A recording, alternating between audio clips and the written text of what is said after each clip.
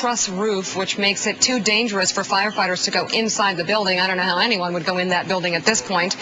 They're using ladder trucks, as you can see, to try and douse this warehouse fire, which is out of control. This is, of course, live pictures coming to you out of Miami. If anything develops with this, we'll go back to Miami. But right now, we want to talk politics, and we want to talk about President Bush, because we are waiting for President Bush to take to the podium, that podium right there where the reporters are waiting for a news conference, his first in about a month, before he heads out on his August vacation. MSNBC's election anchor Chris Matthews will be anchoring the coverage of the president's news conference. Good morning, Chris. Good morning, Mika. What do you hope? What do you think President Bush is going to be trying to accomplish in this press conference? Well, there's always the tactical goal of every president who's about to take a vacation to sort of grab control of the news flow and to establish himself as the leader of the country in terms of what's going to go on. Of course, this president is extremely unpopular right now. That's apparent in all the polls, especially the NBC poll, which has him down around 20% and stuck there.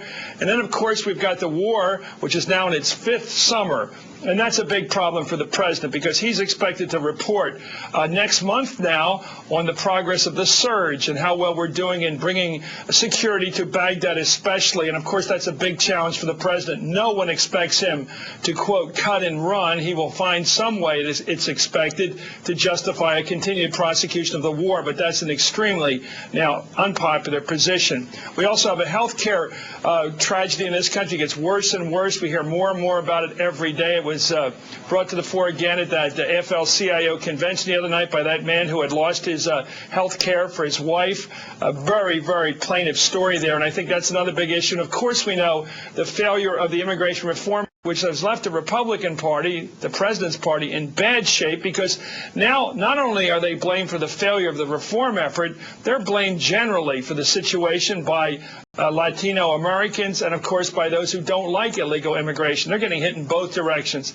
On top of that, this morning we have the action in the French stock market this morning. New jitters back and forth by triple digits every day now. It's very tricky now, very dicey on the stock market. So lots for the president to talk about today.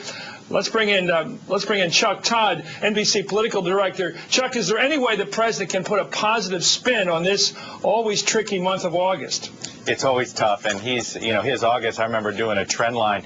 His numbers almost always seem to go down in August, just in general, because the public, already upset about all these problems, hates it when their president is seen as on vacation and not focusing on some of these problems. Another thing that he's probably going to be asked about is all this, is the economy in good shape or not? If you have people feeling like their homes are getting foreclosed on because of this sort of unease in the mortgage industry, with you have some home lenders having to file bankruptcy and things like that, that's going to be yet another thing that he's going to be asked about, and some concern. What he says, first of all, he could end up moving the markets today a little bit more than he usually does.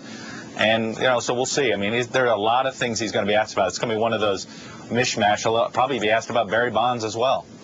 The big question, of course, Pat Buchanan is also joining us right now, MSNBC political analyst. Pat, do you think he's going to have to take a question today on whether he's going to receive Barry Bonds, the new, at least on the record books now, the #1 home run producer of all time, having passed Hank Aaron the other day?